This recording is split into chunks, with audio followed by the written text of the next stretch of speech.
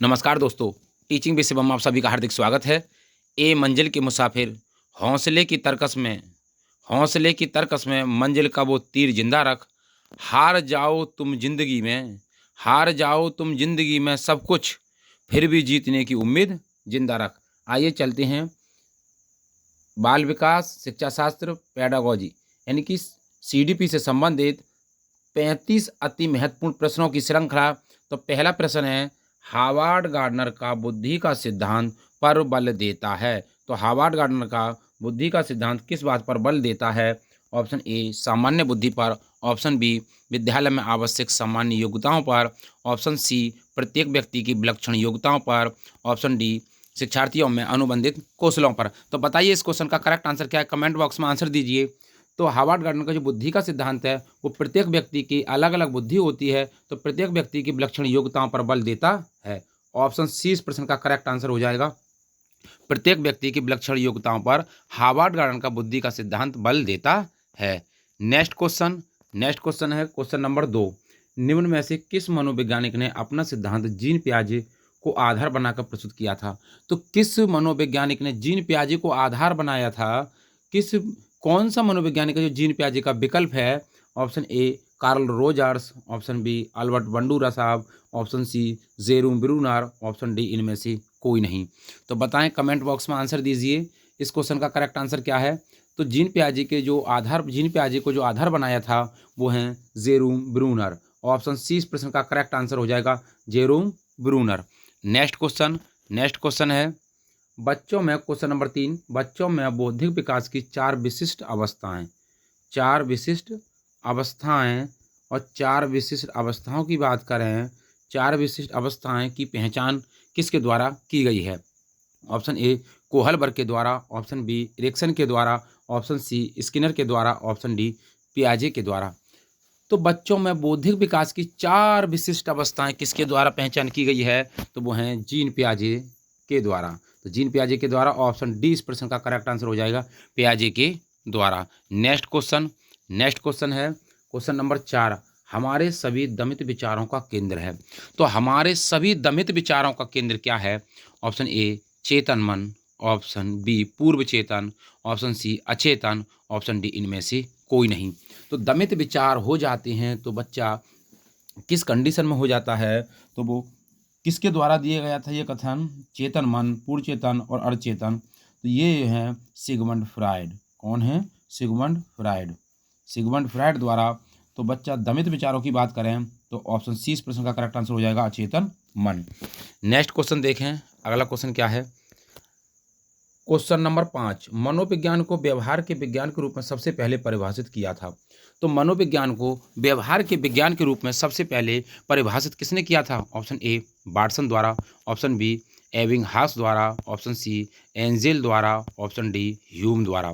तो comment box में इसका आंसर दीजिए। मनोविज्ञान को व्यवहार का विज्ञान यानी व्यवहार के विज्ञान के रूप में सबसे पहले परिभाषित किया था तो वो हो जाएंगे वाटसन द्वारा। ऑप्शन ए इस प्रश्न का करेक्ट आंसर हो जाएगा, वाटसन द्वारा। नेक्स्ट क्वेश्चन देखें, नेक्स्ट क्वेश्चन क्या है? नेक्स्ट क्वेश्चन है बहुबुद्धि के सिद्धांत के अनुसार पशु, खनिज, पेड़ पौधे को पहचानने और वर्गीकृत करने की बुद्धि होती है। तो बहुबुद्धि सिद्धांत के अनुसार पशु हैं, खनिज हैं, पेड़ पौधे को पहचानने और वर्गीकृत करने की बुद्धि क्या है? ऑप्शन ए तार्किक गणितीय बुद्धि, ऑप्शन बी प्राकृतिक बुद्धि, ऑप्शन सी भाषाई बुद्धि, ऑप्शन डी शारीरिक गतिक बुद्धि। तो कमेंट बॉक्स में आंसर दीजिए। जब प्रकृति के बारे में बात हो, पशु हैं, खनिज हैं, पेड़ पौधे हैं, प्रकृति के बारे में हो तो वहाँ पर प्राकृतिक बुद्धि होती है। ऑप्शन बी इस प्रश्न का करेक्ट आंसर हो जाएगा, प्राकृतिक बुद्धि। नेक्स्ट क्वेश्चन देखें, नेक्स्ट क्वेश्चन क्या है? बच्चे दुनिया के बारे में अपनी समझ का सृजन करते हैं।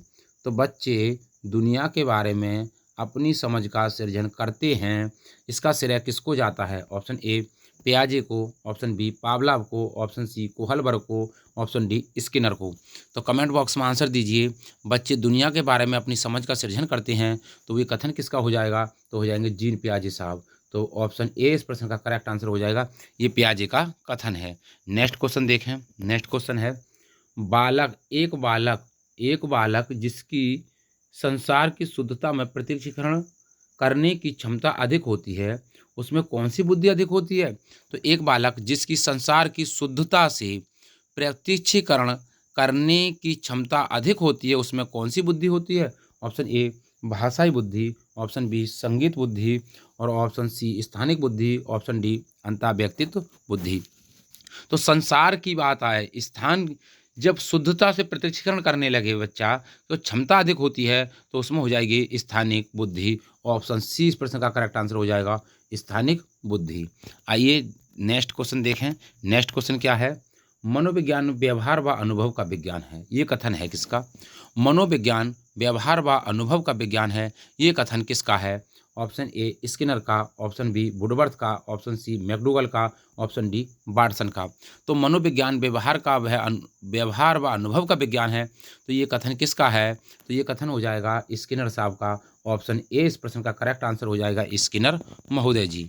नेक्स्ट क्वेश्चन देखें। नेक्स्ट क्वेश्चन है क्वेश्चन नंबर 10। एकाधिक बुद्धिमानी का सिद्धांत कहता है कि, एकाधिक बुद्धिमानी का सिद्धांत कहता है कि, क्या कहता है? ऑप्शन ए बुद्धि तेजी से बढ़ाई जा सकती है, ऑप्शन बी बुद्धि कई प्रकार की हो सकती है, ऑप्शन सी पेपर पेंसिल परीक्षण सहायक नहीं है, ऑप्शन डी प्रभावी अध्यापन के द्वारा बुद्धि बढ़ाई जा सकती है।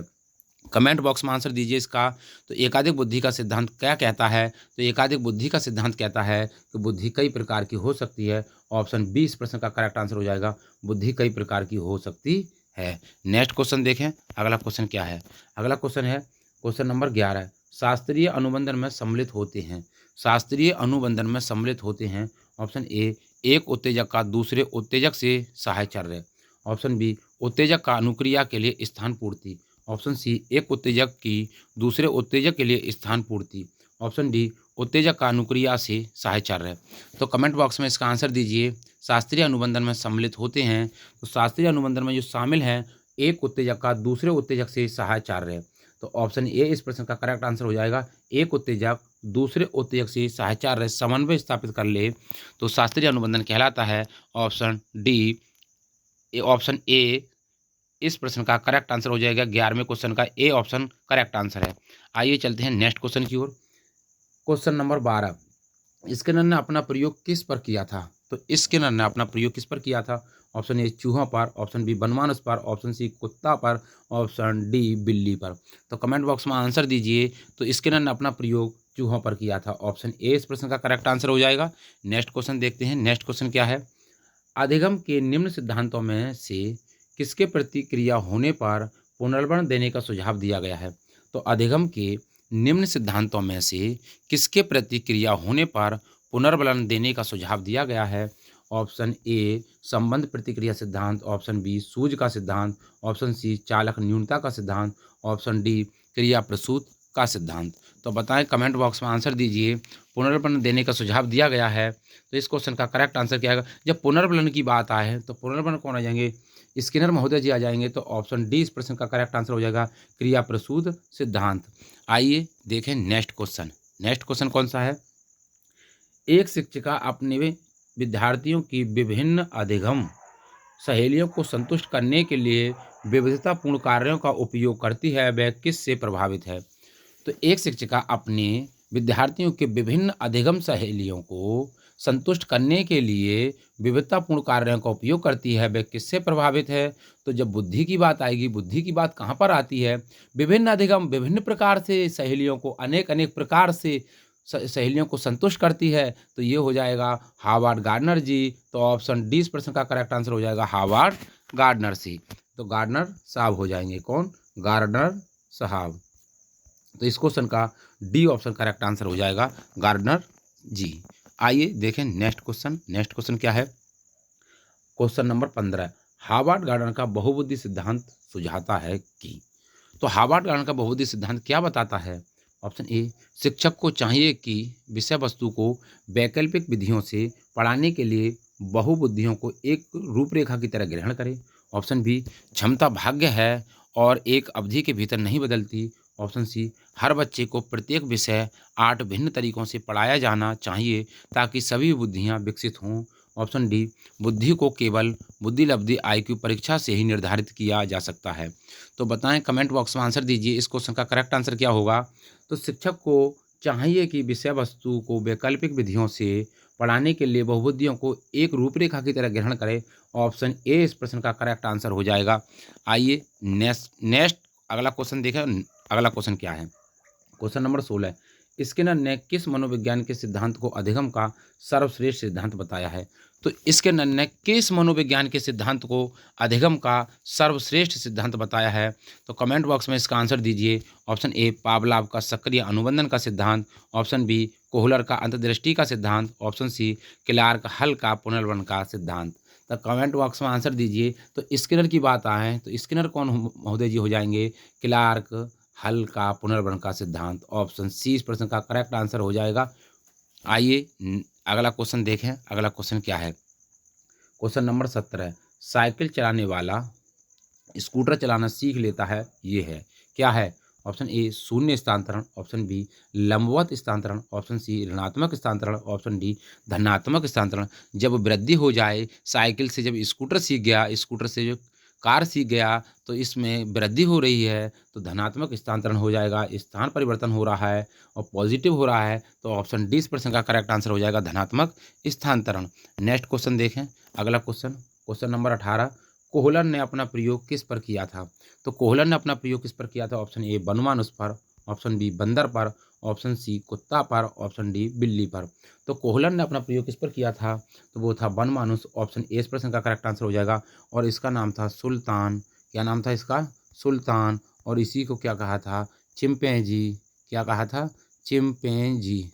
चिंपैंजी। तो चिंपैंजी कहे, सुल्तान कहे, बनमानुष कहे, कौन हो जाएंगे भैया? कोहलर जी हो जाएंगे। आइए अगला क्वेश्चन देखें। नेक्स्ट क्वेश्चन क्या है? क्वेश्चन नंबर 19, बालक नग्न बंदर की तरह नहीं बल्कि बालक संस्कृति युक्त होता है, ये कथन किसका है? तो बालक जो है वो नग्न बंदर नहीं है बल्कि बालक संस्कृति युक्त है। ऑप्शन ए जीन पियाजे, option B Thorndike, option C Jerome Bruner, option D Watson.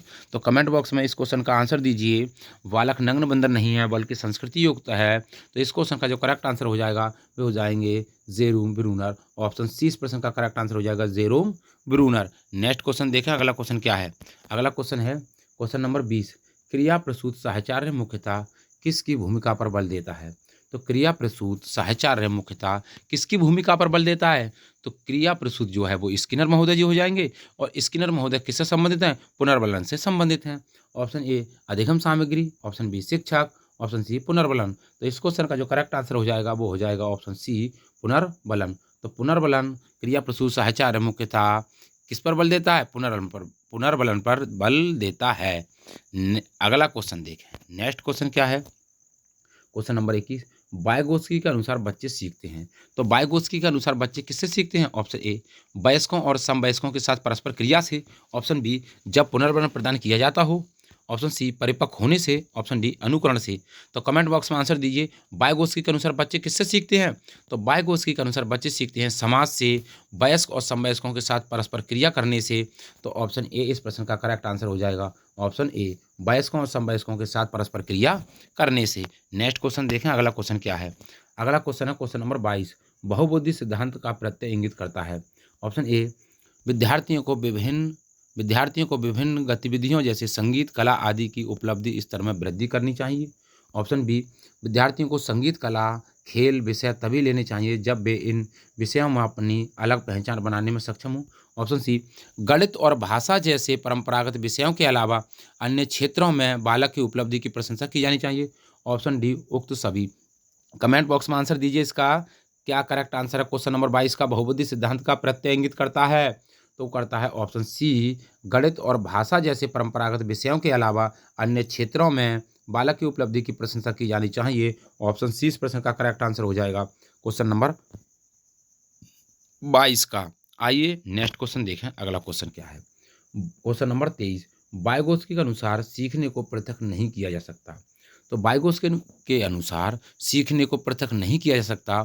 Option A व्यवहार में मापने योग्य परिवर्तन से, ऑप्शन बी अवबोधन और अवधारणात्मक प्रक्रियाओं से, ऑप्शन सी उसके सामाजिक संदर्भ से।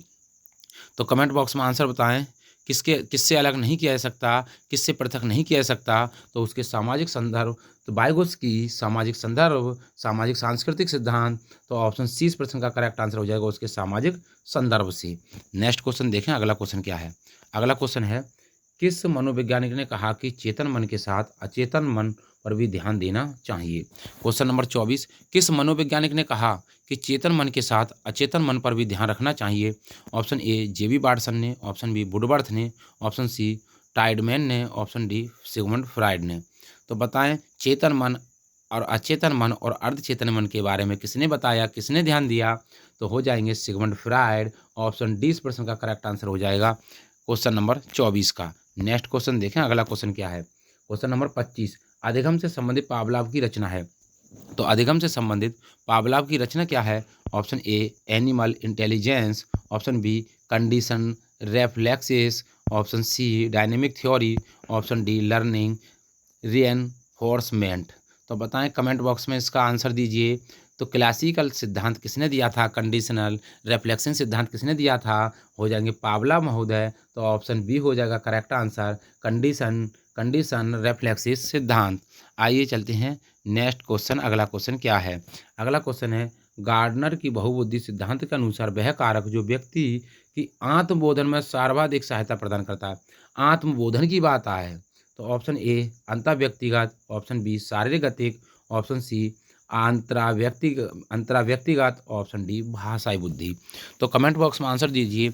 जब आत्मबोध की बात आए, स्वयं अपने अंदर की बात आए, तो हो जाएगा ऑप्शन ए इस प्रश्न का करेक्ट आंसर, अंतःव्यक्तिगत बुद्धि, अंतःव्यक्तिगत बुद्धि। नेक्स्ट क्वेश्चन देखें, अगला क्वेश्चन क्या है। अगला क्वेश्चन है क्वेश्चन नंबर 27, पावलोव का सिद्धांत किस नाम से जाना जाता है। तो पावलोव का सिद्धांत किस नाम से जाना जाता है। ऑप्शन ए संबंध प्रत्यावर्तन, ऑप्शन बी संबंध प्रतिक्रिया, ऑप्शन सी अनुकूलित अनुक्रिया, ऑप्शन डी उपयुक्त सभी। तो कमेंट बॉक्स में इसका आंसर दीजिए। पावलोव का सिद्धांत किस नाम से जाना जाता है। तो पावलोव का जो सिद्धांत है वो ऑप्शन डी इस प्रश्न का करेक्ट आंसर हो जाएगा। अनुकूलित अनुक्रिया कहते हैं, संबंध प्रतिक्रिया कहते हैं, संबंध प्रत्यावर्तन कहते हैं, क्लासिकल थ्योरी कहते हैं, शास्त्रीय अनुबंधन का सिद्धांत कहा जाता है। तो ऑप्शन डी इस प्रश्न का करेक्ट आंसर हो जाएगा। आइए अगला क्वेश्चन देखें। नेक्स्ट क्वेश्चन क्या है। बहुबुद्धि ज्ञान को अनेक पद्धतियों में बालक को प्रदान कर उनमें अनेक कौशल को विकसित करना, ये कथन किसका है। तो बहुबुद्धि की बात जब आए, बहुबुद्धि ज्ञान को अनेक पद्धतियों से बालक को प्रदान कर उसमें अनेक कौशल को विकसित करना, उक्त कथन किसका है। ऑप्शन ए जेपी गुलफोर्ड का, ऑप्शन बी हार्वर्ड गार्डनर का, ऑप्शन सी बिने का, ऑप्शन डी स्पीयरमैन का। तो कमेंट बॉक्स में आंसर दीजिए कि बहुबुद्धि ज्ञान, बहुबुद्धि की जब बात आए, बहुबुद्धि की बात आए, ज्ञान कौशल को बच्चों के अंदर बालक को प्रदान करने हैं, तो हो जाएंगे ऑप्शन 20 प्रश्न का करेक्ट आंसर हार्वर्ड गार्डनर हो जाएंगे। आइए अगला क्वेश्चन देखते हैं। नेक्स्ट क्वेश्चन क्या है। नेक्स्ट क्वेश्चन की बात करें, अगला क्वेश्चन हमारा है, गेस्टाल्टवाद का जन्मदाता किसे कहा, गेस्टाल्टवाद का जन्मदाता किसे कहा जाता है। तो गेस्टाल्टवाद का जन्मदाता मैक्स बर्दाइमर को कहा जाता है, कोहोलर को कहा जाता है, कोफका को कहा जाता है, या ब्राउन को कहा जाता है। तो गेस्टाल्टवाद का जन्मदाता किसे कहा जाता है। ऑप्शन ए मैक्स बर्दाइमर को, ऑप्शन बी कोहलर को, ऑप्शन सी कोफका को, ऑप्शन डी ब्राउन को। तो कमेंट बॉक्स में आंसर दीजिए। तो गेस्टाल्टवाद का जो जन्मदाता हैं वो हो जाएंगे मैक्स बर्दाइमर, और गेस्टाल्टवाद का अर्थ है संपूर्ण आकार, संपूर्ण संरचना, समग्रवाद। आइए चलते हैं नेक्स्ट क्वेश्चन, अगले क्वेश्चन की ओर। अगला क्वेश्चन क्या है। अगला क्वेश्चन है क्वेश्चन नंबर 30, स्किनर ने किस प्रकार के अनुबंधन पर बल दिया था। तो स्किनर ने किस प्रकार के अनुबंधन पर बल दिया था। Option A type S, option B type R, option C type S R, option D कोई नहीं। तो बताइए, कमेंट बॉक्स में आंसर दीजिए, इसका सही आंसर क्या है। स्किनर ने किस प्रकार के अनुबंधन पर बल दिया था। तो टाइप एस की बात करें तो हो जाएंगे पावलोव। कौन हो जाएंगे, पावलोव। अगर टाइप एस आर की बात करें तो हो जाएंगे थॉर्नडाइक। कौन हो जाएंगे, थॉर्नडाइक। अगर हम बात करें किसकी, टाइप बी की, यानी कि ऑप्शन बी की, तो टाइप हो जाएगा आर, तो आर हो जाएंगे स्किनर साहब। तो क्वेश्चन नंबर 30 का जो करेक्ट आंसर हो जाएगा वो ऑप्शन बी हो जाएगा, टाइप आर। आइए अगला क्वेश्चन देखें। नेक्स्ट क्वेश्चन क्या है। क्वेश्चन नंबर 31, व्यक्ति के समायोजन में सबसे बड़ी भूमिका होती है। तो व्यक्ति के समायोजन में सबसे बड़ी भूमिका किसकी होती है। ऑप्शन ए इद, ऑप्शन बी अहम, ऑप्शन सी पराहम, ऑप्शन डी उपयुक्त सभी। तो कमेंट बॉक्स में इसका आंसर दीजिए। व्यक्ति के समायोजन में सबसे बड़ी भूमिका किसकी होती है। तो व्यक्ति के समायोजन में सबसे बड़ी जो भूमिका होती है वो होती है अहम की, ऑप्शन बी हो जाएगा इस प्रश्न का करेक्ट आंसर अहम। कौन? अहम। नेक्स्ट क्वेश्चन देखना अगला क्वेश्चन क्या है। अगला क्वेश्चन है क्वेश्चन नंबर 32। फ्रायड के मनोविश्लेषण के सिद्धांत द्वारा समझ जा सकता है। यानी कि फ्रायड का जो मनोविश्लेषणात्मक सिद्धांत है उसके द्वारा किससे समझा जा सकता है? ऑप्शन ए चेतना के स्तर को, ऑप्शन बी व्यक्तित्व की संरचना को, ऑप्शन सी यहाँ रक्षात्मक युक्तियों को, ऑप्शन डी उपयुक्त सभी को। तो कमेंट बॉक्स में आंसर दीजिए। फ्रायड का जो मनोविश्लेषण सिद्धांत है उससे किसके द्वारा समझाया जा सकता है, किस चीज़ को हम समझते हैं? तो ऑप्शन सी हो जाएगा इस प्रश्न का करेक्ट आंसर। यहाँ रक्षात्मक युक्तियों को समझाया जा सकता है। ऑप्शन सी 32 क्वेश्चन का करेक्ट आंसर है। नेक्स्ट क्वेश्चन देखें अगला क्वेश्चन क्या है। Question number 33। स्किनर ने अपना प्रयोग किस पक्षी पर किया था? तो स्किनर साहब ने अपना प्रयोग किस पक्षी पर किया था? ऑप्शन ए कबूतर पर, ऑप्शन बी कौवा पर, ऑप्शन सी तोता पर, ऑप्शन डी इनमें से कोई नहीं। तो बताइए, कमेंट बॉक्स में इसका आंसर दीजिए। स्किनर ने अपना प्रयोग कौन से पक्षी पर किया था? तो हो जाएगा ऑप्शन ए इस प्रश्न का करेक्ट आंसर, कबूतर पर। किस पर? कबूतर पर। नेक्स्ट क्वेश्चन देखें अगला क्वेश्चन क्या है। अगला क्वेश्चन है गार्डनर के बहुआयामी सिद्धांत में वर्तमान में बुद्धि के कितने आयाम हैं? तो क्वेश्चन नंबर 34 में हार्वर्ड गार्डनर के अनुसार बहुआयामी सिद्धांत में वर्तमान में बुद्धि के कितने प्रकार हैं? Option A 9, option B 7, option C 10, option D 8।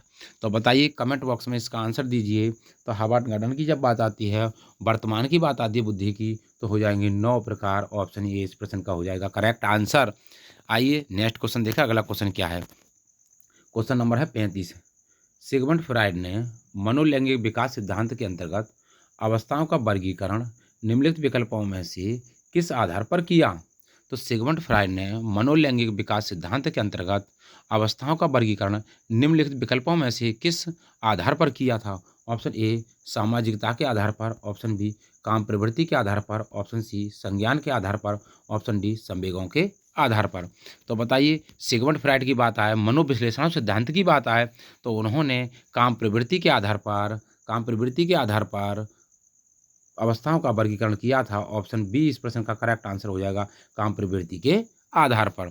तो उम्मीद करता हूं दोस्तों, सीडीपी चाइल्ड डेवलपमेंट से संबंधित जो 35 प्रश्नों की महत्वपूर्ण श्रृंखला थी आपको पसंद आई होगी। यदि इस श्रृंखला आपको पसंद आई हो तो वीडियो को ज़्यादा से ज़्यादा शेयर करें और लाइक करें, और कमेंट बॉक्स में वीडियो से संबंधित अपना सुझाव अवश्य दें। All the best. थैंक्स। जय हिंद, जय भारत।